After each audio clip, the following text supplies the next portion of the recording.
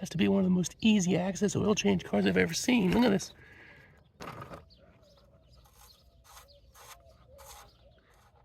Yeah.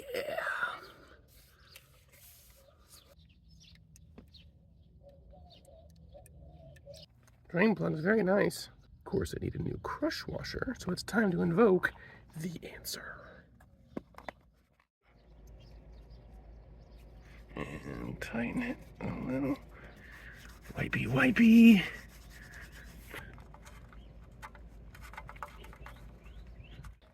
Everything's buttoned up. Now I'm going to start the car up, see how it does. Okay, first start after the oil change, we'll watch the oil light.